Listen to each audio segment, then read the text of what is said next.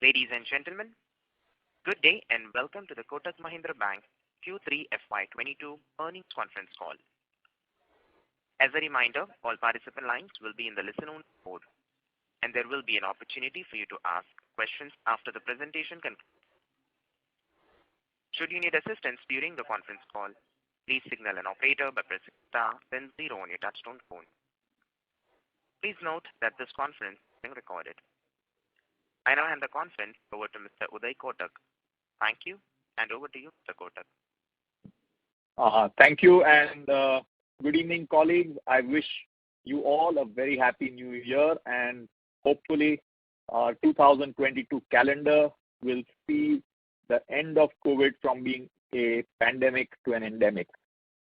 I'm very happy to share with you the financial results of Kotak Mahindra Bank.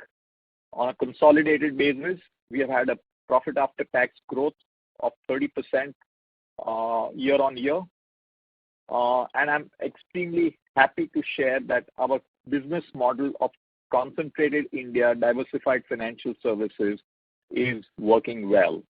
As you know, we are in a broad range of financial services, which includes banking, securities, asset management, investment banking, insurance, and financing. And we're seeing a very strong growth across the different segments of financial services. As you are aware, our group also owns 100% economic interest in all these businesses. If you look at the mix of our consolidated profits, the bank contributed 63% of Q3 FY22 consolidated profit. And we look forward to a broad continuing performance of the overall consolidated profits of the bank. Coming specifically to standalone banking, I'm happy to share that we are going for growth. Growth in our advances is 18% year on year, and interestingly, 8% Q on Q. Our consumer bank grew at 29% YOY and 10% Q on Q, which is nearly 40% annualized. So the overall advances engine is now working well. Another significant step in our growth trajectory is the step up in our customer acquisition. We added 21 lakh customers in Q3 22 versus 8 lakh in the same quarter last year, a nearly 3x growth in new customer acquisition. As you can see from above, we are focused on growth, even if it puts some pressure on operating expenditure in the short run. Another very important aspect is... तुम्ही ज्या व्यक्तीशी बोलत आहात त्याने तुमच्या कॉलला... Hello? Yes, sir. Hello? Yeah. Another important aspect of our performance is asset quality. And we are quite enthused with the outcomes at the end of quarter 3. At the bank standalone, our annualized credit cost on advances is now 35 basis points. Of course, excluding the reversal of COVID provision. The slippages for the quarter are down to 0.3% of advances. In fact, recoveries and upgrades are much higher than the slippages. And the standard restructured fund-based outstanding under all frameworks, COVID, 1, 2, MSME resolution framework, is 0.54% of the advances. So we are actually seeing a significant improvement in the asset quality and the quality of our balance sheet. Next, and this is an important item, as we see interest rates moving up, the overall duration of our fixed income bond book is at a low of around 1.5 years. Having said that, we have a very large part of our fixed income book which is not in HTM. As a result of which, in the Q3, we have taken a mark-to-market provision through the P&L of 484 crores on this account. But going forward, with a relatively low duration of our fixed income bond book in a rising interest rate environment, we feel our bank is very well positioned from a risk matrix point of view. Further, as interest rates move up, we believe strategically a high CASA ratio of 60% will be very, very handy. And all this is in the backdrop of our NIMs now at 4.6%. Also important, if I go back to the consolidated numbers, our return on equity is now at 15%, keeping in mind, despite a high capital adequacy of 24%, including the profits, of course, for this current year. Therefore, at a very high capital adequacy of 15% ROE, and also if you look at the nature of risk we carry on our balance sheet, we think it's a very measured and well moderated and structured risk we are carrying. So all in all, we think we are well geared for 2022 and beyond, and happy to continue with the strengthening of our broad financial services model. And we believe different engines will fire at different points of time, and that is the core strength of our business model. With that, I will now hand over to my colleague Jaimin Bhatt and thereafter to other colleagues to take you through the various aspects of our financial performance. Over to you, Jaimin. Thank you, Uday. Let me start with the consolidated numbers. And as Uday mentioned, we closed this quarter with post-tax profit of 3,403 crores, a 31% growth on a YOY basis. And as we can see, the bank contributed for this quarter 63% of the overall profits of the bank, of the consolidated entity, which is down from 71% in the same period last year. As Uday mentioned, we own 100% of our subsidiaries, and a number of our subsidiaries actually do not need the capital which goes with the growth of their businesses. But nevertheless, each of the segments in the subsidiaries have actually grown pretty well in this period. The lending entities, which includes Kotak Prime, did pretty well in terms on the back of improved collections, also coming in after taking the hit on account of the increased provision requirements thanks to the RBI change. So Kotak Prime ended the current quarter with a profit of 254 crores as against 149 a year ago. The other NBFC came out also again clocking in a profit of 111 crores. The capital market entities going on the back of buoyancy in the markets, Kotak Securities recording a 270 crores profit, and the investment bank, which is the KMCC, bringing in a record 103 crore profit. They've been engaged in several market deals during this period, both on the IPOs and the advisory side. Life insurance, which had a negative first quarter this year, has clocked in 247 crores this quarter compared to what it did a year ago, which was 167 crores. The mutual fund businesses bringing in close to 150 crores post-tax profit this quarter, to an extent helped by some investment gains in the trustee company, which is at pre-tax level of 46 crores. As Uday mentioned, we end the period at the consolidated level with a capital adequacy of 24.5%, which includes Tier 1 itself of 23.7%. A pretty healthy ROA of 2.6% at the consolidated level. At the bank standalone level, as we spoke about, the post-tax profit ended with 2,131 crores, which is about a 15% growth on a year-on-year basis. Our net interest income grew about 12% on a YOY basis and about 8% on a QOQ basis on the back of advances growth, which came at 18% YOY and 8% QOQ. If we add the credit substitutes, the total growth of credit has been at 20% on a YOY basis.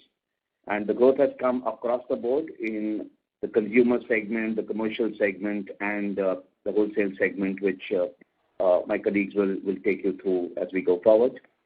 The net interest margin on the back of a high CASA of 59.9%, again continuing to be pretty healthy at 4.62%.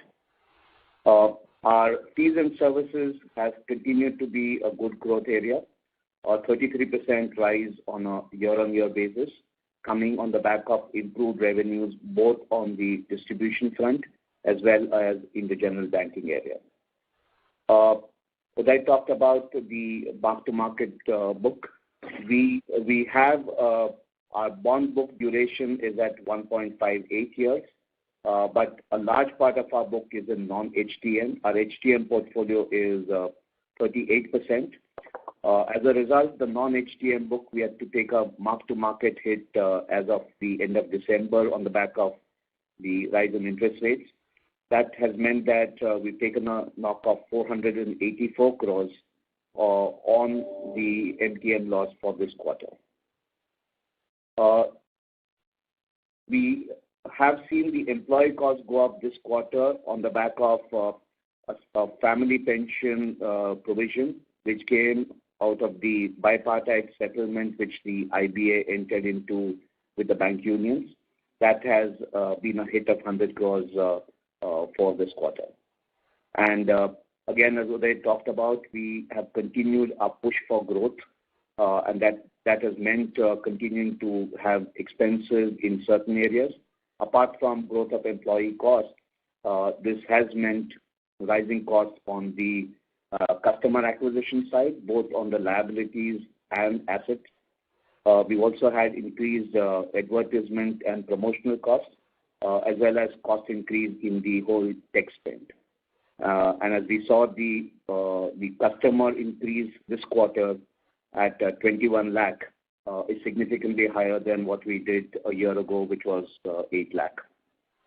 Our asset quality has improved over this period. Our absolute GNPA went down from 7,658 crores to 6,983 crores.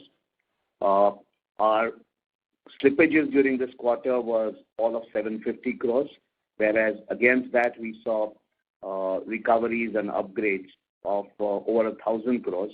And this is the second quarter in succession where we've seen slippages lower than recoveries and upgrades. Our credit cost down to 35 bips without taking the COVID write-back provision. Our SMA2 continuing to be low at 298 crores. Our overall restructuring, again, we've been careful, and if I look at the standard restructured book, whether it was through COVID-1, COVID-2, MSME resolution framework, all put together is 0.54% of our overall book. On the back of improved realization on the problem assets, we took stock and we have written back COVID provision of 279 crores. We continue to carry 1,000 crores of COVID provision on our books still, and our overall provision numbers today are higher than what we see as the GNPA number. So after all this, we end the quarter in the bank with a post-tax profit of 2,131 crores, which is about 15% higher than the same period last year. I would request Manian to take up the corporate bank assets after this, please. Hi. As we usually do, let us look at the corporate assets in two parts, the SME part and the regular corporate bank side. On the SME side, as you can see, the momentum of growth continues. With YOY growth is about 21%. Our NTB acquisition remained robust through the quarter, and we can see this momentum carrying forward. On the corporate side, you need to look at the number along with credit substitutes figure that is reported there. If you look at a combination of the two, the assets have gone up from 77,581 crores to 86,659 crores, the sum of the two. That's close to 15.5% kind of growth. So overall, the segment, the corporate and SME together have grown at about 16.5% YOY. In the case of SME, while the NTB was good, we also saw some small uptick in the utilization numbers. However, we are not yet seeing any pickup in term loan kind of products, and we are still seeing traction on the working capital side. At the top end of the corporates, which is the conglomerates, growth has been driven more by credit substitutes than by advances purely. Advances growth is muted, but the combination of the two was quite healthy. And even there, we are seeing growth driven more by working capital than by long-term loans. Even the next rung of corporates, what we call large corporates, they seem to be following the trend that the top-end corporates and conglomerates followed. Relatively, we have seen uptick in the credit substitute side there as well. In times like this, when pricing pressures are high, we find credit substitutes as a better method to do some of these lending. Overall, within corporate bank, NBFC as a segment saw some uptick again, probably because mutual fund credit funds were not available as a source to them, and they came back to banking sector for borrowing.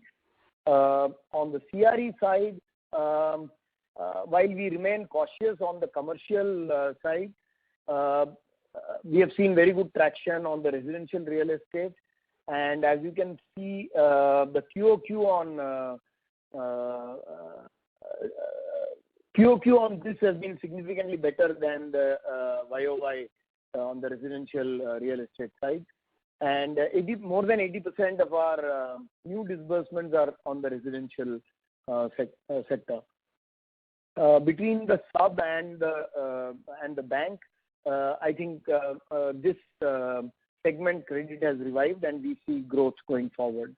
Of course, we are keeping our focus on the top end, and there are a lot of new customers we are able to add in this segment. Apart from this, our focus on transaction banking continued. We went live on our online trade portal. We created a new CMS platform, and migration of customers onto the new platform is in progress and is progressing quite well. Several new features were launched during this last quarter. And overall trade, FX, CASA, and DCM fees, all the non-risk revenues have done quite well through the quarter. We are also our custody business during these times when there has been an IPO, string of IPOs has also done extremely well to help our CASA growth. Overall, the health of the business remains good. The ROE and risk-adjusted returns, RAROCs, remain good. And the asset quality, of course, Jamin already talked about, remains quite healthy and in all segments of the business. And we look forward to a good momentum carrying forward from. Thank you. Can I hand over to Kannan? Kannan, will you please take on?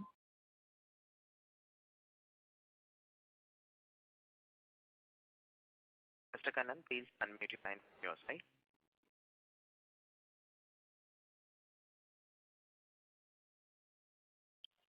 Thank you, Manian. I will start with the commercial vehicle financing business.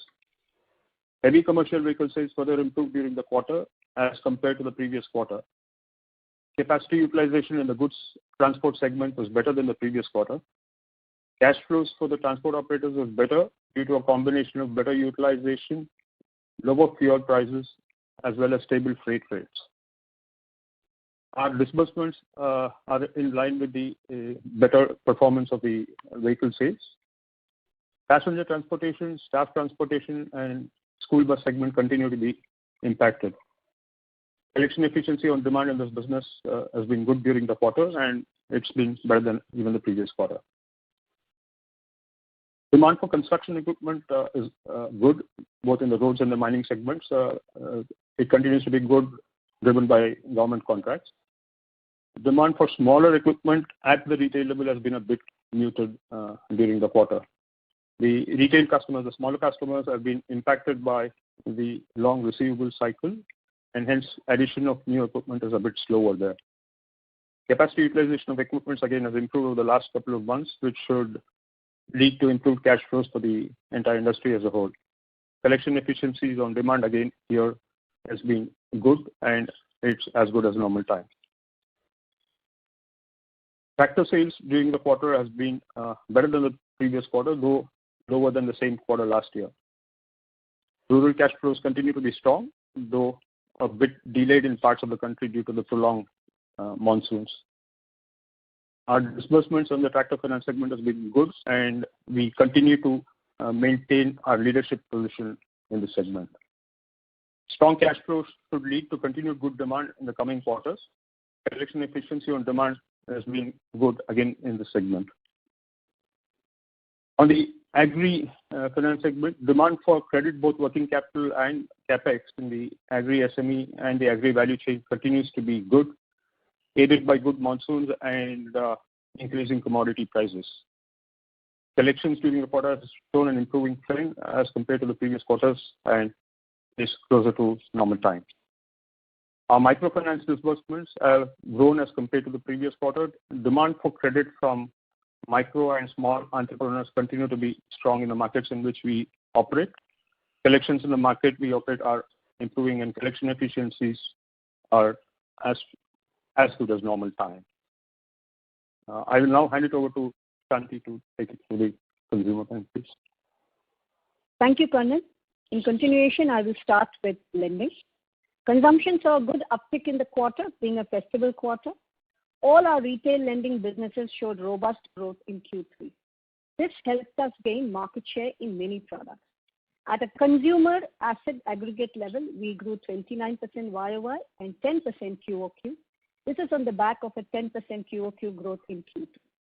Mortgages. We had our best ever quarter on fresh volumes for home loans. A price leadership campaign of 6.5% during the festival season helped us acquire quality customers and strengthen our market share across all the customer segments. We continue to strengthen and widen our distribution in this very key focused business area. As the business momentum picked up, we also saw good volumes in LAP. We saw a pickup in some commercial, but more on industrial property purchase for self-use. We continue to consolidate our market share in LAP. Mortgages grew at 38% YOY and 12% quarter on quarter. Unsecured retail. We start with cards. We had one of our best quarter on cards with acquisition at 3.9 lakh cards. Bulk of the sourcing has been from existing customers. We rolled out attractive offers to our customers in marketing alliances across e-commerce and physical partners across the country. Our Kushi Ka Season campaign and brand ties with Apple and OnePlus has helped us deepen our engagement with our customers. We operationalized our co-branded partnership with Indigo. We continue to invest in technology, distribution, and strong product propositions to grow in this space. Personal loans. We had our best ever quarter with monthly originations of 1.7x of pre-COVID levels. A large part of the new loans is sold digitally. We saw increased demand as normalcy returned from segments like weddings, home, renovation, travel, etc. We have scaled up our new acquisition in both traditional and data-led digital space. We migrated to our new Salesforce platform for origination in this quarter. And in phase 2, our DIY and STP journeys will go live in the upcoming quarters. Consumer finance, one of our best quarters thanks to the festive season demand across physical and digital distribution. We continue to scale in this space through widening distribution and relationships with key partners and a strong data-led digital business.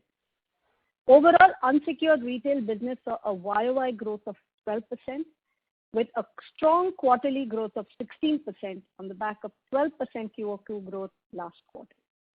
Working capital and business banking. This quarter saw an increase in credit demand due to better business volumes and capex demand from select pockets. Export segment continued to see demand from specific market clusters. We focused on new quality client acquisition, both in the secured and unsecured space in the MSME segment. 85% of the book qualifies for our priority sector. We will continue to grow in the MSME space by expanding distribution footprint, multiple and deeper channels and technology enablement.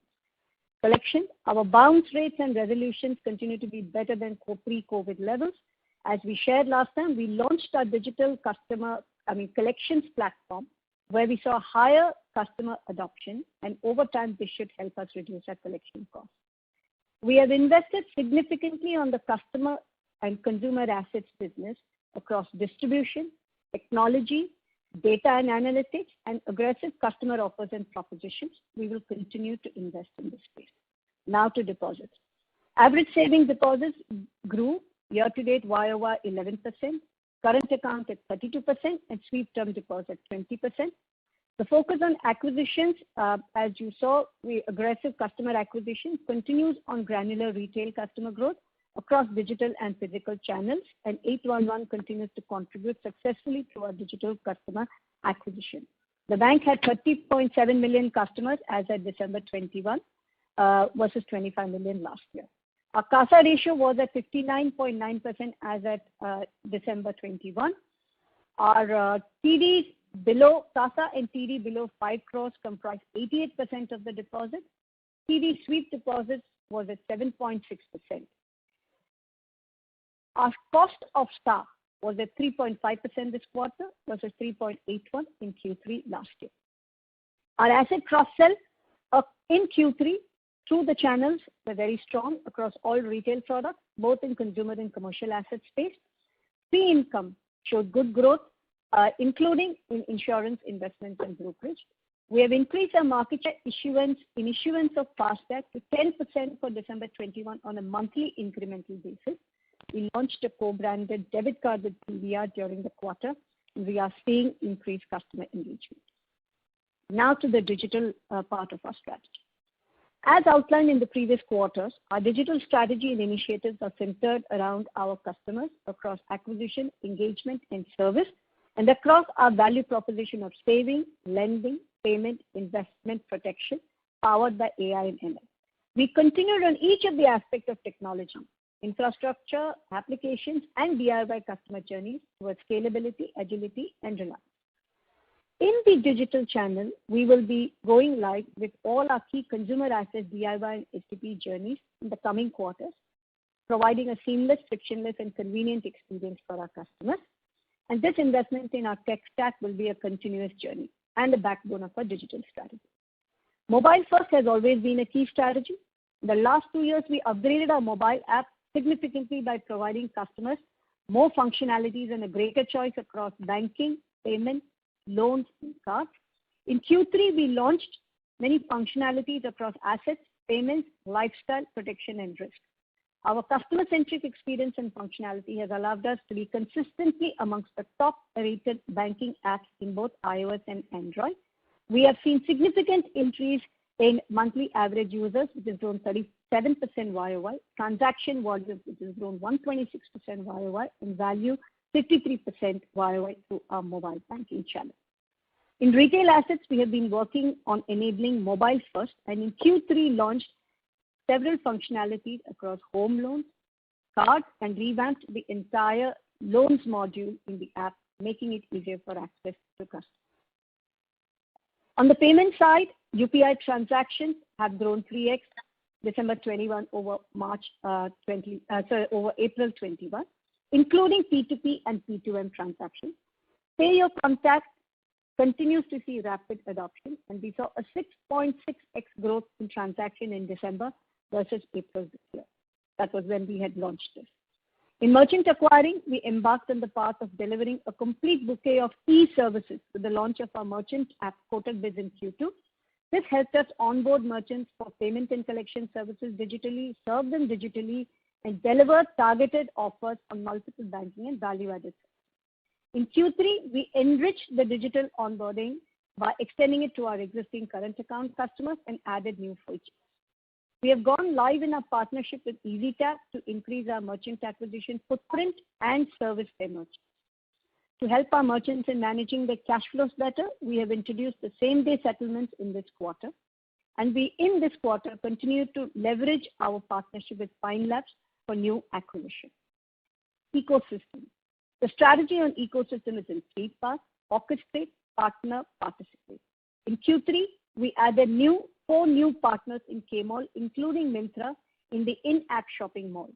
In Q3, we continued building on our API stack for partners. We have 391 APIs live. As of now, we have 298 registered partnerships. Some key names include Pine Labs, Vivify, Setu, amongst others. We are rapidly expanding our fintech partnership network and are experimenting use cases and business models. We plan to leverage the regulatory network of account aggregator and open for retail and SME lending in the upcoming. Now to the corporate and business banking stack. We've upgraded our transaction banking tech stack towards transforming customer experience in trade and cash management products. Trade portal. We launched a paperless end-to-end seamless trade portal, creating significant differentiation to meet our customers' unfulfilled needs. Customers can transact for outward remittances, import LCs in collection, export LCs in collection. We will be going live with an inward remittances, pre and post shipment finance tool. We have seen active adoption by customers and have received very positive news. We migrated 14,000 plus customers to our new CMS portal, which is simple to operate with superior interfaces and customer experience. We offer full stack digital capabilities on a host force and API solution basis, which again has created a significant differentiation in meeting our customers' needs. On the transaction banking side, we introduced many services with enhanced user experience. Talk about some. Our corporate mobility app 2.0 saw 17 plus lakh transactions, which is a 46% YOY growth for YTD December end. We introduced BBPS Click Pay, a new feature in BBPS which speeds up the transaction processing with a one-click journey. We introduced CMS 24/7 for corporates via APIs and with advanced payment architecture, allowing them straight-through processing. We introduced paperless supply chain financing on e-way bill data verification. We partnered with a fintech for international acquiring BIN sponsorship for cross-border transactions that helped us provide a superior international payments gateway to key e-commerce customers. We will continue to invest in the tech stack for a superior experience for our business banking customers. Digital transactions through mobile and net continue to grow across deposits, lending, service, and transactions. 97% of our savings volume transactions were in digital or non-branch mode even in this quarter. I now request Gaurang Shah to take you through the insurance business highlights. Yeah. Thanks, Shanti. Let me take you through the financial performance of Kotak Life this quarter, a quarter with more normalized environment for life insurance business. Our gross written premium for the quarter increased to 3,108 crore from 2,223 crore in the previous year, showing an increase of 18.5%. We continue to maintain a balanced product mix between participating and non-participating products, channel mix of agency and bank assurance, and also between the individual and group business. Individual APE growth for the quarter was 31.6% against the private industry growth of 27.5%. Group business for the quarter was up by around 28% on the back of protection business growth of over 60%. Overall claim experience continues to be in line with the excess mortality claims we estimated in June 21. We carry adequate provision to cover future expected claims if something arises out of Omicron. Overall, a 600 crore excess mortality hit for the year, net of reinsurance. That has been the hit which we have taken. Our net worth has crossed 4,000 crore with strong solvency margin of 2.66 times. Now I hand over to Jaideep to take the presentation forward. Thank you, Gaurang. The top line for Kotak Securities is 656 crores for the quarter ending 31/12. This is comparable to 613 crores for the previous quarter and 474 crores for the same quarter last year. The profit before tax for this quarter is at 359 crores. This is again comparable with 325 crores for the previous quarter and 245 crores for the same period last year. And the PAT for the quarter ending 31/12/21 is 270 crores. This number was 243 crores for the quarter ending September 21, and for the quarter ending December 20, it was 184 crores. We clocked a market share of 10.4% in the cash segment for the period for the quarter December 21. This is a tad lower than 11% which we got in September of 21. Some sense of the market EDV. The total daily volumes for this quarter was at 38,75,000 crores. Out of this, derivatives, the options market was at 37.3 lakh crores, cash at 51,000 crores, and futures at 92,000 crores. The growth has been the biggest in the options space, whereas cash and futures have seen marginal or flat kind of numbers. I'd also like to share some information on some of the digital initiatives taken at Kotak Securities. The DIY journey of account opening for accounts in Kotak Securities has been enhanced significantly. We've reached a level of an account being opened in close to 6 minutes. The second big thing which we introduced in the quarter was a pre-login application of IPOs which were allowed to be done, which was not there in the previous quarter. This made a reasonable difference to our market share in the IPO space, and we see this going ahead as well. For derivative trade, the launch of the Nest platform has helped a lot in the stability of the platform and a reasonably large enhanced customer journey and experience. We launched our new trading website with the latest technology stack with cutting-edge UI and UX. From a service initiative, a multilingual chatbot in 9 languages, self-service options were launched, and we migrated our telephony to cloud with, again, multilingual IVR capability, enhancing customer inbound call experience.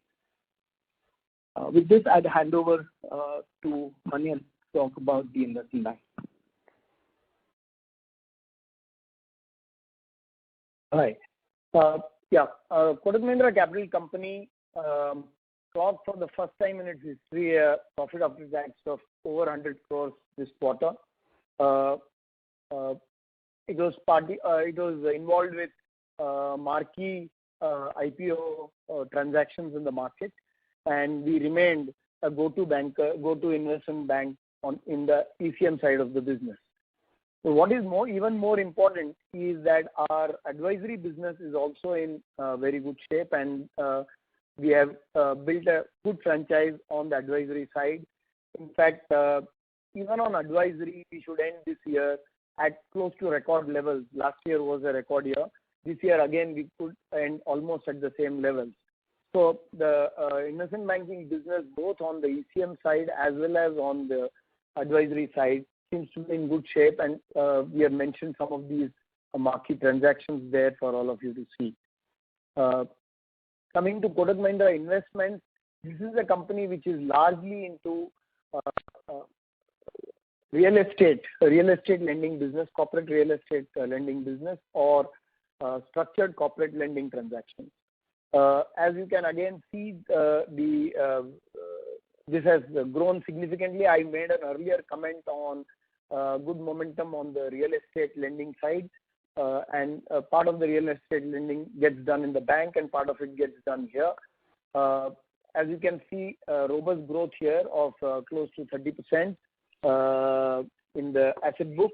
This is driven by residential real estate transactions as well as some other structured corporate lending business. We have also been able to maintain balance sheet quality here, and as you can see, the net NPAs have dropped to 0.4%. Basically, our lending policies in terms of focusing on cash flows and the right security and choosing the right projects has really shown results here.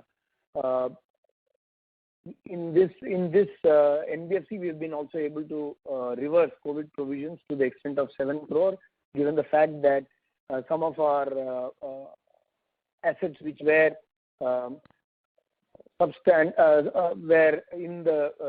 at risk have actually been recovered. I'll now hand over this to Kannan to take you through Kotak Mahindra Prime. Thanks, Manian. Kotak Mahindra Prime had a profit after tax of 254 crores this quarter as compared to 149 crores in the same quarter last year. Disbursements during the quarter have been better than the comparable quarter of the previous financial year, but continues to be slightly impacted by supply constraints faced by the manufacturers. Collections during the quarter has shown further improvement, and its collection efficiencies on demand are closer to normal times. During this quarter, Kotak Mahindra Prime acquired the retail car finance portfolio of Ford Credit. I'll now hand it over to Nilesh to take you through the presentation. Thanks, Kannan. Good evening, friends. Let me take you through our asset management business for December 21 quarter. Our total average AUM grew 32% year-on-year to rupees 2.87 trillion. Our equity average AUM, supported by market bounce back, grew 67% year-on-year to rupees 1.41 trillion. Our total AUM market share increased to 7.4%, and our equity AUM market share increased by 40 basis points to 5.4%. Our SIP registrations as on December 31st, 21 were rupees 9.1 billion, and SIP inflows for the month of December were rupees 6.65 billion. Our SIP book and average AUM growth continues to outpace industry. We continue to serve investor requirements by launching active as well as passive funds focused on local as well as offshore markets across debt, equity, and commodities. We also remain focused on ESG investing as India's first signatory to United Nations Principle of Responsible Investing. Consequently, our profit before tax has grown 20% year-on-year to rupees 146 crore, excluding non-recurring gains of rupees 46 crore. Our total AUM across mutual funds, PMS, offshore, insurance, and alternate assets grew 23% year-on-year to rupees 3.86 trillion. Our relationship value across wealth, priority, and investment advisory grew 73% to rupees 6.49 trillion. I will hand it over to Jaimin Bhatt. Thank you, Nilesh. Friends, any questions, clarifications, explanations? The whole team is here. Thank you very much. We will now begin the question and answer session. Anyone who wishes to ask a question may press star and 1 on their touch-tone telephone. If you wish to remove yourself from the question queue, you may press star and 2. Participants are requested to use handsets while asking a question. Ladies and gentlemen, we will wait for a moment while the questions assemble. Ladies and gentlemen, in order to ensure that the management is able to address questions from all participants in the conference, please limit your questions to 2 per participant. Should you have a follow-up question, we would request to rejoin the question queue. First question is from the line of Rahul Jain from Goldman Sachs. Please go ahead. Yeah, thanks. Good evening, everyone. Just a couple of questions. First on the provisioning policy, the reversal that you've done. Can you just elaborate and explain the thought process? Is it led by the recoveries and upgradation that we had, or you generally feel that the kind of worst is behind us and from here on it should be a more normalized provisioning? Jaimin, you want to go? Sure. Rahul, it's like this. Yes, as we saw, the realizations have certainly continued to improve. The gross accretion of NPA has slowed down, and actually the realizations upgradations continuing to increase quarter on quarter. The restructuring requests coming lower, as well as the fact that as we saw the SMA2 numbers very much under control. So we followed a process, and if you look at the background of how the provision on COVID was created, it was based on a set of accounts which had gone for moratorium and whatnot. A lot of those accounts which were under stress actually are no longer with us. They've actually paid up all their dues into what was due at that point of time. So continuing to carry some provisions on that was something which we were not necessarily required. especially on the back of what's happening on the market with respect to collections. So we looked at the overall thing, and we've not taken back all of what is possibly we felt at this stage. Also considering the fact that there is the wave Omicron, which is the wave 3, which is going around in the market. But though it is less virulent, we did keep a cushion for that. And as we've seen, as against what we had 1279, we will continue to keep 1,000 crores at this stage. And of course, we'll keep taking stock of this every period. Thanks, Jamin. Follow on. Given that now we are focused even on the unsecured businesses, which generally have a higher loan loss through the cycle. Let's say a year out or 2 years out, as this book starts to become more meaningful, subject of course your growth trajectory. Would we then take provision as and when it sort of happens, or you think building a buffer from now on would be sort of relatively more prudent? Now it's like this. While we are growing the unsecured book even today, like the unsecured retail, which is your cash credit cards and personal loans, business loans, consumer durables, is still about 5% of my advances book. Even that, while that is growing on a lower base, if the newer thing goes bad, we certainly end up providing that, and our provision requirements as a policy on the unsecured is far more aggressive than what the regulatory requirements are. So we'll take those hits if it comes, but right now it's looking fine. Great, thanks. Can I just squeeze in one more question, more on the franchise side? So the customer addition has been pretty impressive. Can you just talk about the customer profile that you're onboarding, and also in the home loan business, is it all organic, or you've had some, balance transfer business also, coming to the bank? That is it from my side. Thank you. Shanti? Yeah. So as far as the customer acquisition is concerned, we continue to attract a lot of millennials and people in, let's say, from 25 to 40. But we are not restricting any customer. So across our channels, whether it's physical, digital, 811, we go and look for customers who, across all segments. But we are seeing a flow, like I said, if I were to put 25 to 40 is a good range to sort of look at the customer profile. On the home loan side, I don't know what you call inorganic as balance transfer, but that is also acquisition for us.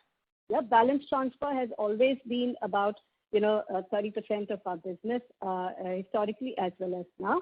But we continue to see the primary market business flow is very strong. Manian had talked about the fact that residential sales are being really good, and we see that in the demand in our home loan business. So we have a combination strategy of primary market, customers buying ready-made property, secondary market sale, and balance transfer. It is a mix of all of it. Great. Thank you so much. Thank you. The next question is from the line of Amit Kariwala, Morgan Stanley. Please go ahead. Yeah, hi team. Congrats on a strong quarter. I wanted to get some perspective on loan growth in the current cycle from a 2-3 year perspective. So there are two subsegments that I'm trying to get some views on. First is on corporate banking. And if I look at Kotak Bank this time, it's very differently placed in the sense that there's a sharp improvement in funding franchise, and one maybe is better placed to accelerate growth in corporate banking. Also, digital capabilities will be a key differentiator. So should one expect that as the pricing normalizes, which should happen as rate cycle turns, this time Kotak Bank would see much more market share gains in corporate banking? So that's part one of the question, please. Okay. So Manian? Yeah. So is that you said that's part one? Is there a part two? Yeah, which is on unsecured loans. Maybe I should do it after you reply. That's fine. Okay, fine. Manian, you want to go for this first? Yeah. Sumit, we have always stated that as if risk-return trade-offs work well, we are always open to growing the corporate book. at a pace that the market offers the opportunity at. Our key metrics has always been the right risk-return trade-offs. Our relationships are fairly wide.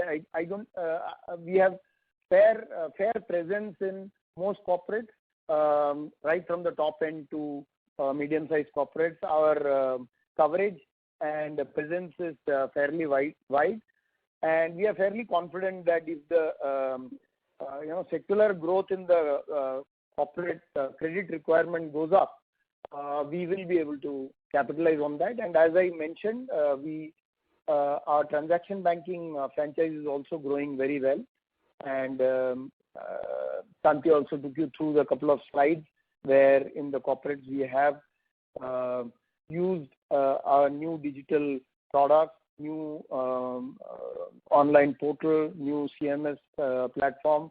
All of that is making a lot of difference, and we are quite confident that we can grow this franchise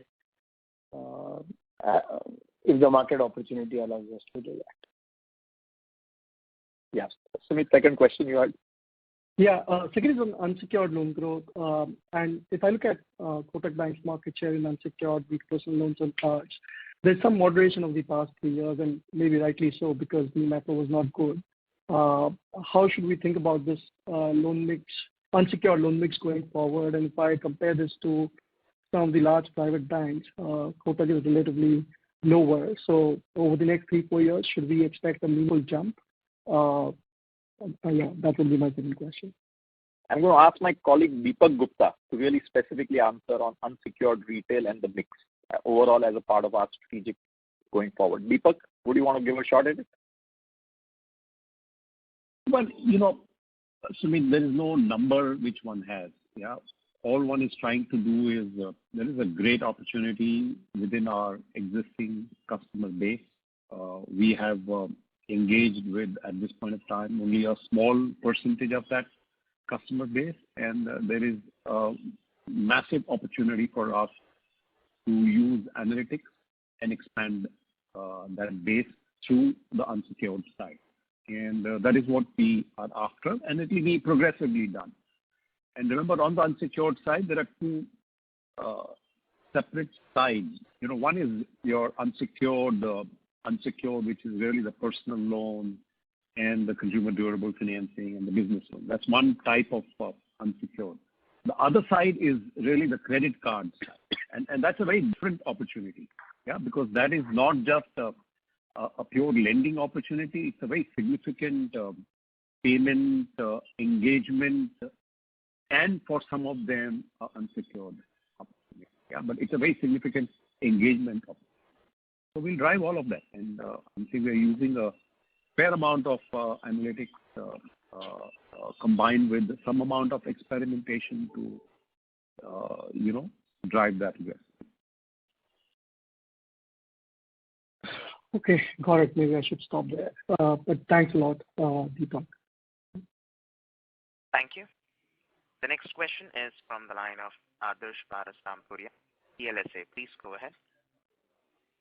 Yeah, hi again, Deepak. Question is on growth again. Just wanted to understand the last few years we've consolidated, and now we have benefits of cost of funds and lower share.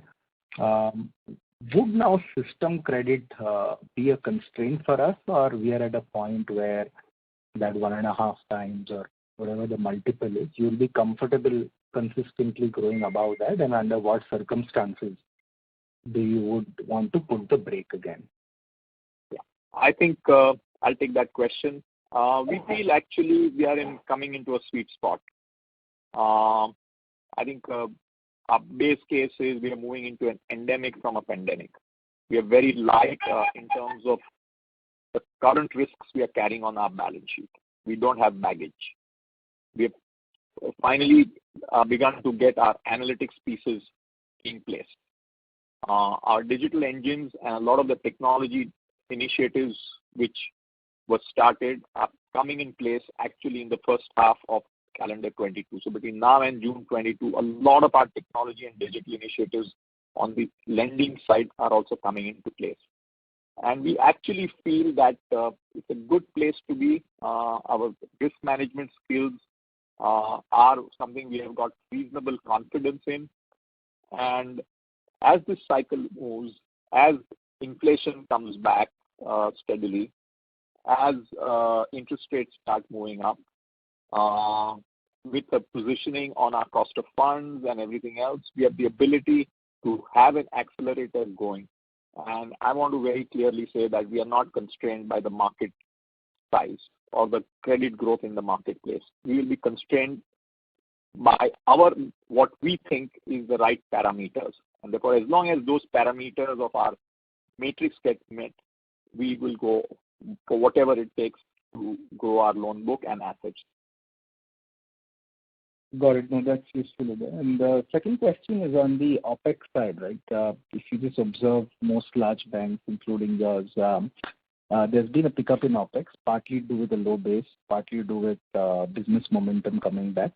But there's some accelerated tech spends as well, right? So if you take 2 to 3 years' time with added tech and spends and various projects, what would be, and with accelerating growth, would you still expect cost income to moderate, or we've come to a point where cost income for industry, for us, remains where it is in spite of better growth? No, I think ultimately cost to income will get corrected, but we are very clear at this stage.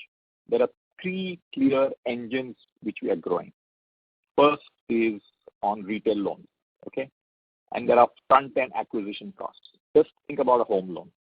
If there is a fee for acquisition or distribution to be paid, a home loan which has, say, average life of, say, 7 years or 8 years, though the loan may be 15 years, average life is 7, 8 years, you're paying the fee cost upfront. And under banking regulation, you have to take the full distribution hit at the point of time you underwrite the loan. And that doesn't bother us because we are driven by underlying value creation, not necessarily what it does to my pre-operating profit in a quarter. That is not something which is the basis on which we take decisions. If we believe substantively it is going to add value, we are ready to take those costs upfront. But that is one. Second, I think you've got to keep in mind we have dramatically increased our customer acquisition from 8 lakhs in the last year, same quarter, to 21 lakhs in this quarter. And we see that engine continuing to fire. Again, that takes front-end costs. And we, of course, are very focused on unit economics of our acquisition cost on customers. But we think the acquisition cost upfront is not something which is going to deter us as long as we believe the underlying unit economics are strong. Therefore, that is point number 2. And point number 3 is with the opportunity in the marketplace, which is coming in, with our overall balance sheet matrix, we will drive growth, and we believe the cost-to-income ratio will be an outcome rather than a target. Therefore, we think about getting the right outcomes, which will improve the cost-to-income ratio because a lot of our costs are front-end. And also keep in mind that as we get more and more digitized, the actual straight-through processing digital lending transactions will ultimately reduce the effective intermediation cost as well. So these 3 or 4 parameters are what is going to drive us. And in simple language, first is really, I think the front-end cost thing we are ready to take. Second is we are growing our customer base at a very high speed, keeping in mind unit economics versus front-end costs. Digitization will ultimately make straight-through journeys significantly lower operating cost. And fourth, cost to income for us is an outcome, not a target. Thanks, Uday. And I'll just squeeze in one last question. The last 2-3 years as our liability franchise has improved and cost of funds has drastically come down, we've kind of had an advantage of growing slowly. So the pressure on branches to raise resources, financial resources, has been low, right?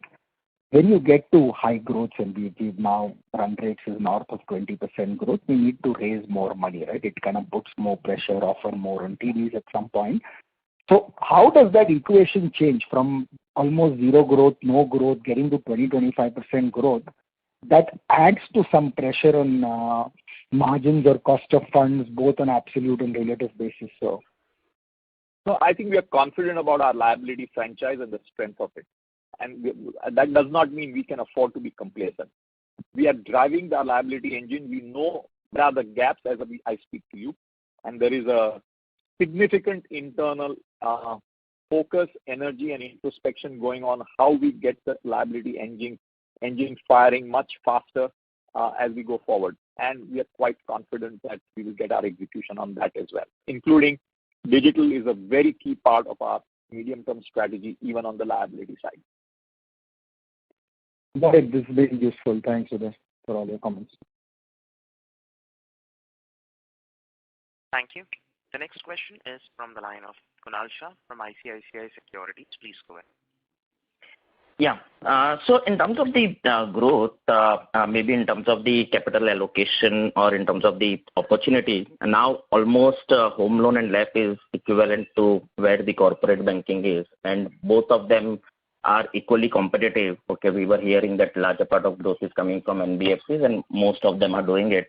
So when we get to REROC, or maybe even in terms of the cross-sell opportunities in corporate banking as well as with the home loan customer, which would be the preference and where should we see a relatively higher growth? No doubt it's coming in from the home loan and LAP. We have scaled it up. But here on, how should we see between both these product segments? Kunal, let me just reiterate to you. Yes, home loan and LAP in absolute stock terms is high, but on a growth rate basis, there are other pockets which are also catching up significant pace.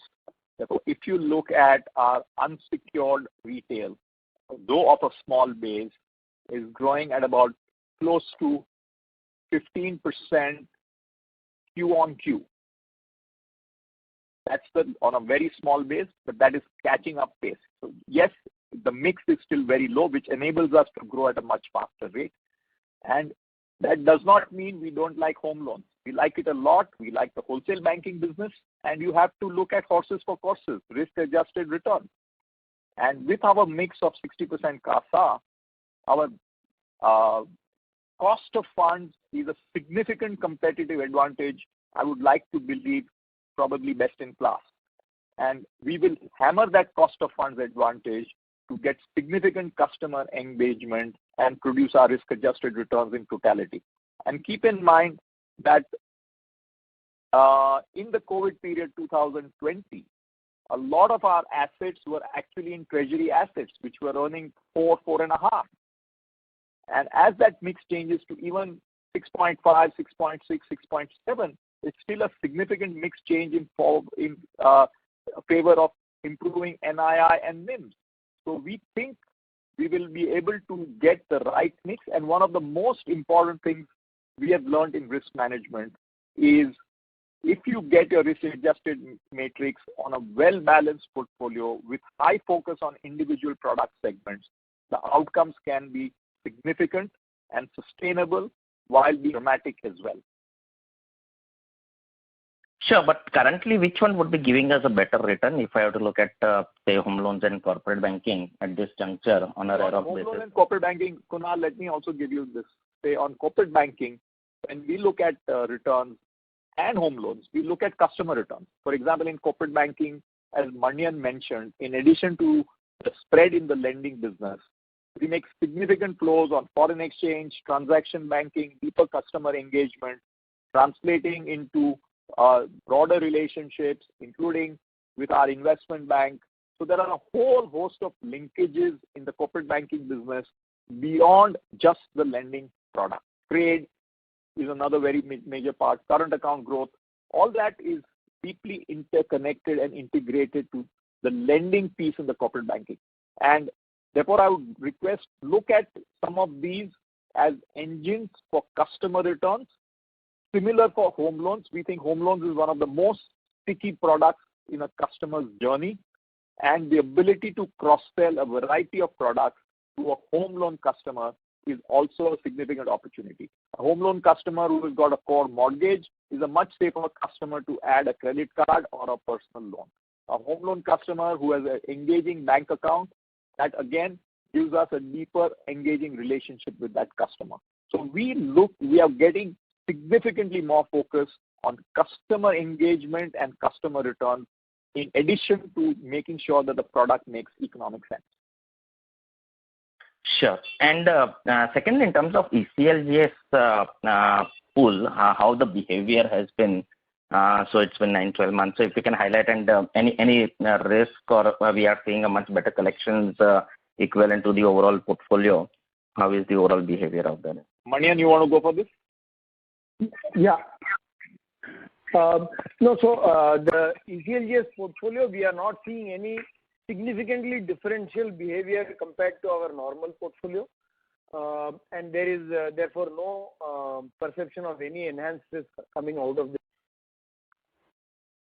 Sure. And one last question in terms of investment portfolio, given the size and the movement in yield, the knock seems to be slightly on a higher side.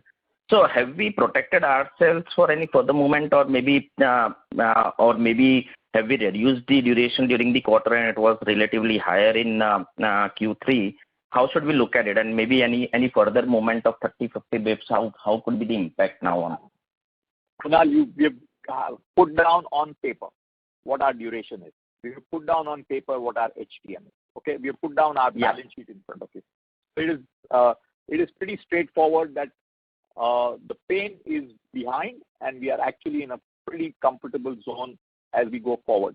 Of course, it depends on the amount of yields. Therefore, even in a 1-year paper, if the yields move up 150 basis points, there will be some impact. But at duration of around 1.5 years, we think we are in a very sweet spot in a rising yield environment with a CASA ratio of 60%.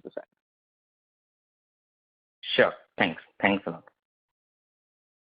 Thank you. Ladies and gentlemen, please limit your question to 2 per participant. Should you have a follow-up question, would request to rejoin the question. The next question is from the line of Gaurav Kochar, Mirae Asset. Please. Yeah, hi, good evening. Thanks for taking my question. Just extending the question that Adarsh asked earlier, regarding pressure on NIMs if the growth comes back.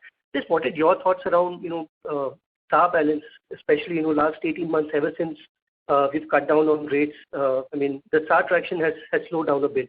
So, and given that we have been spending on tech and on liability acquisitions in the last 18 months, what kind of outcome do you expect from this? Given that in the last 18 months, the SA traction hasn't been very, or the growth has tapered off a bit.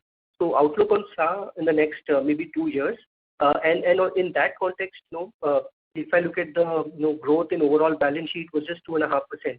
So it seems optically because the overall growth in interest earning assets has been lower than loan growth. There was a positive uptick on margin. So going ahead, given that some part of excess liquidity is gone, how should we look at margins? Should we assume that the deposit growth would broadly mirror the loan growth and hence could have some impact on margin? Just wanted your thoughts around. I'll answer the second first and then ask the first to be answered by Shanti. So on the second question, it is a wonderful. The way you need to look at it is we have gone for what I call as a asset mix change in the last 12 months. The asset mix was first when COVID hit us in April 2020. We loaded up on fixed income government securities assets. Okay. And of course, they were lower yielding and we were carrying huge amount of surplus liquidity. We are now, it's a very clear mix change. It has gone into customer assets and loan assets from treasury assets. So that mix change has taken place.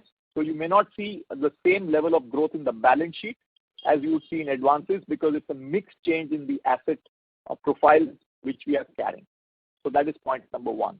And that actually is a big positive for our earning and spreads because even if you take the lowest yield asset in that sense on the retail side, which is say a home loan, 4.5 asset is moving to a 6.5 asset as a very simple mix change which is happening. And we are still carrying, as you can see, 130 to 140% LCR. Therefore, we are still in a very comfortable liquidity position even now.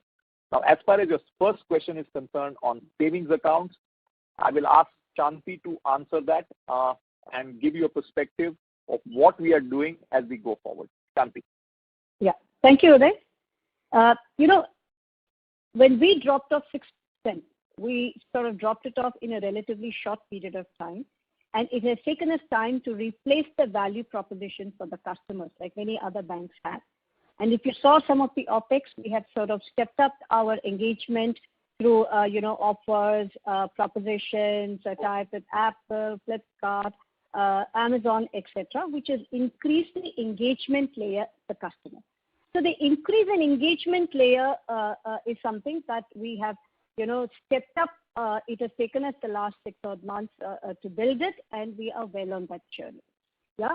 Last year, our new-to-bank customer acquisitions was impacted because of COVID, but that has stepped up, and we have again, gone for very aggressive acquisition, which is what gives you the kicker. We missed out the kicker we would have got last year on the NTB, as I call it, which we have restarted the program.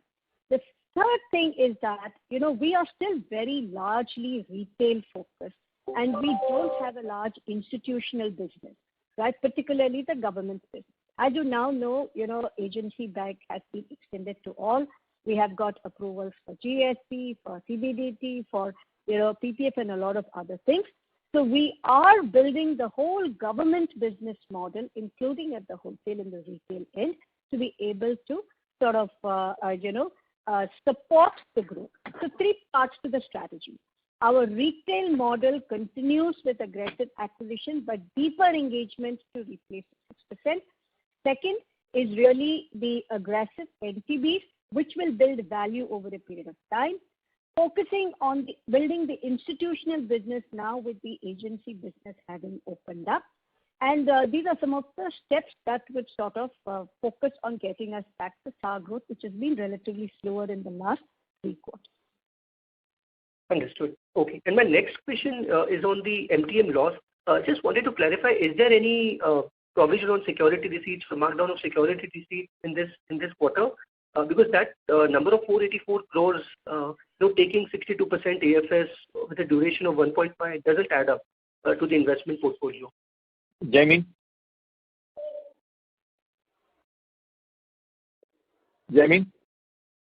Sorry, I was on mute. No, the 484 doesn't really have any SR related hit. That's entirely coming out of the non-SLR and SLR bond book. Okay. Because if I look at FY21, the entire profit from treasury was 270 odd crore. And in this quarter, the loss is around 484 crore, which is almost 2x of the profit last year. So this number seems a little higher. Has the modified duration changed versus FY21 for this book? As a result of which the loss seems high, or just wanted to understand? Yeah, I think we have definitely moderated duration. That is clear. Okay, we have moderated duration. Okay, no, my question was if the duration was high in FY21 and moderated, ideally the loss should have been lower. But it has been moderated over time in the last few months. Okay, so that is so obviously the rates started going up, as you know, October, November onwards. So we have moderated the duration. We have taken that call. And second, I think you got to keep in mind that there is a concept of pull to par. Therefore, if I bought a security, originally government issued security of 7% coupon, and which last year was trading at 4.5%. There's a pull to par impact, while the NII on that comes in my top line. So that pull to par impact is also a part of the MTM provision. I hope you get the point. Because that security was bought at a premium. Therefore, 7% security, if it's bought at a 4.5 yield, right, the security is bought at a premium to par. So the premium to par has to be marked down on that security, which is also a part of the reason why 484 has happened. All right. Understood. Okay, thanks. That's it from my side. Thank you. The next question is from the line of Abhishek Prarka from HSBC. Please. Yeah, good evening, everyone, and congratulations for the quarter. So Two questions. The first is on NIM. So basically starting with the cost of SA that you've reported, it's down 19 bits QOQ. I'm assuming this is the impact of the SA rate reduction that you probably did around October. But how much more repricing is there to go in the SA book? That's one. And the second part is, you've raised your TD rates a bit, and generally your concentration of deposits is more in the less than 1 year and 1 to 3 year bucket. So how soon or how much time can pass before it starts showing up in your cost of funds and your cost of funds starts going up? So first of all, on SA, now the rates we have are a uniform 3.5. Yeah. We believe that if you look at some of the larger banks, they are at 2 at 2.75 and 3 at less than 50 lakhs. So we believe that as interest rates start moving up, we don't need to increase our SA deposit rates, particularly since our lowest is 3.5. There are banks at 2.75, there are banks at 3. So we think the pressure on SA in terms of just rates will not impact us for a while. That is point number one in terms of our need to be doing anything on SA. And I think on TDs, we are quite comfortable with, TDs you just have to do, our view is that a 10 to 20 basis points pricing difference and you start getting a reasonably good flow on TDs when we need to open the tap. And we will consider it appropriately. We have also, just to share with you, we have taken significant fixed rate refinance on some of our liabilities in the last 3 months. So at about average maturity of 2 to 3 years. So from some of the institutions. So we have actually taken a conscious decision in the last couple of months to step up on our refinance, our fixed rate refinance from the institutions on the book, and simultaneously the duration of our bond book is also got significantly lower. So we think we are reasonably comfortable on managing margins and getting growth. And you also keep in mind that even if there is some shift in the mix of our loan book, in one from treasury assets to customer assets, and second is some change in the mix on unsecured retail, that will also be kicker to our NIMs. So what you're essentially saying is that you've got enough levers to keep NIM at 4.6, and that should be a sort of run rate. I'm not saying that. I'm saying that we have enough levers to have a very good NIM management ability. Okay, understood. And my second question is on fees. I just wanted some granularity on this other fees. So the reporting is minus 132, and the loss in MTM was 484. So that gap of 350, what are the components of that gap? Jaimin? Yeah, I'm sorry, I didn't get you on the... No, what are the components of that? So one thing you want to explain is that provisioning thing. Okay, I'll come to that. So there would be things like, there will be prop activity relating to the whole area of fixed income as well as the derivative side. So that's the fixed income side. The other income would also include what we sell on the priority sector certificates. And there are pockets where we have excess and we actually trade in PSLC. While when we buy, there would be an expense item, but the entire gross amount of what we sell is sitting in the other income. That would be a positive number. And also there are our stressed asset division buys and sells assets. So there is some income coming from the stressed asset division. So if you look at the corresponding number in the previous year, the minus 132 was something like 170 positive. So 132 negative is after the hit of 484, which is on that count. Does dividend also sit there? Dividend and forex income? There is no dividend from subsidiary in this quarter. Yeah, but it would come in that line. It would come in that line, yes. There would be something if you look at a 9-month number in quarter one, but not in this quarter. And forex and derivative income also comes there? That would come here, that's correct. Okay. Got it. Thank you so much, Jaimin, and all the best to everyone for the next quarter. Thank you. Thank you. The next question is from the line of Nilanjan Karfa, Nomura. Please go ahead. Hi, thanks. So brought two sets of questions. One is on IPO financing. Now that's something that's going to go away from March onwards, right? Could you talk about how? I'm guessing that's a reasonable part of the book, and definitely gives you good margins and income. So how are we trying to sort of mitigate that impact, if any? Does that also have some kind of impact on your overall deposits or average deposits? So that's Manian, you one. want to answer that? Manian, you want to answer that? Yeah. Okay. You said you have one other question, so go ahead, sir. No, I can take it later. Manian? Yeah. So as you know, RBI had asked bank-owned subsidiaries to not do loan against shares and IPO financing of that, and therefore there is no IPO financing profit built into these quarter's results. They have been stopped in the main bank or its subsidiaries.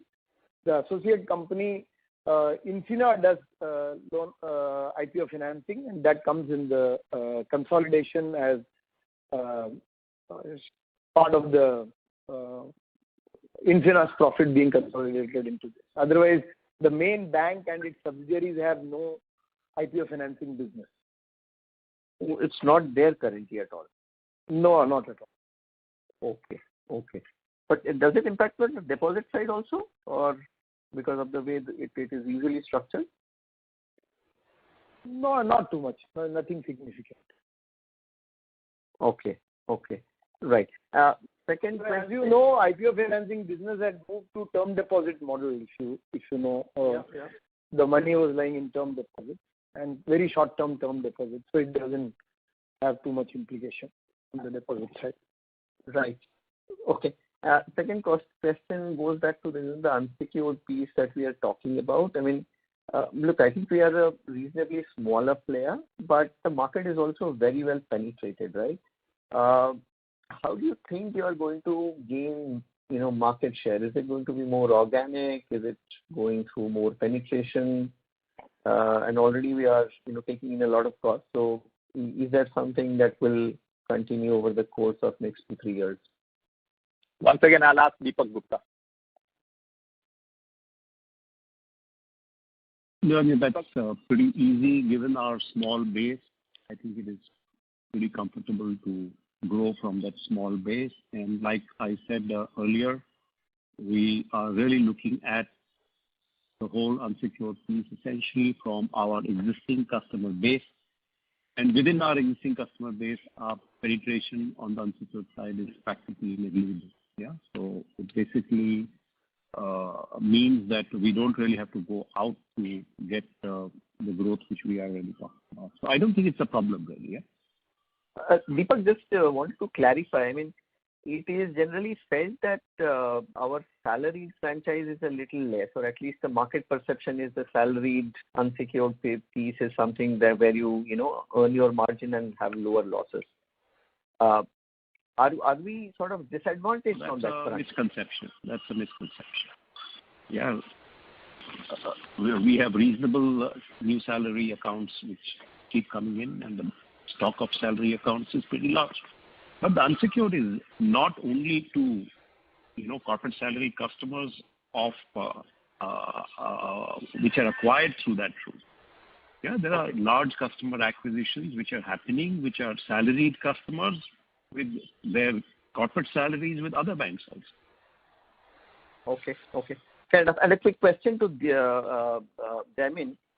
Jamin, could you clarify at least, either now or any time in the call, the items of, MTM provision on AFS, the trading or treasury gains, and recovery from return of items. These three items for the last, let's say at least on a YOY basis or at least previous quarter as well. And net interest margin and total deposits on a consolidated basis. Thank you.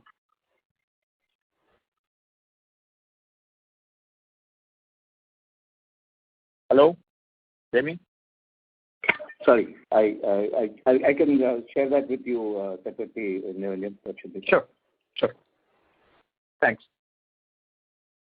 Thank you. Ladies and gentlemen, that was the last question. I would now like to hand the conference over to Mr. Uday Kotak for closing comments. Thank you very much, colleagues. We have spent nearly 1.5 hours. I really appreciate your time and a very frank and candid discussions. And I do look forward to hopefully a better situation in the post-Omicron period, as most people seem to be getting it, and the current lethality of that is much lesser than any other earlier forms of COVID. I do feel that we are getting into 2022 with new risks and new opportunities. And there are some things which are changing. And from a Kotak point of view, if there are three most important things in terms of our driving for the future, it is customer acquisition and customer experience, which is point number one. Second is significant investment and growth in the technology piece. And the third, and I think the most important, is getting the right talent for a new future in financial services. And all three are very major focus areas. And I would like to share with you that we are moving in all these three areas at great speed. Thank you very much and have a wonderful weekend. And goodbye. Thank you. Ladies and gentlemen, on behalf of Kotak Mahindra Bank, that concludes this conference call. Thank you for joining us, and you may now disconnect your line.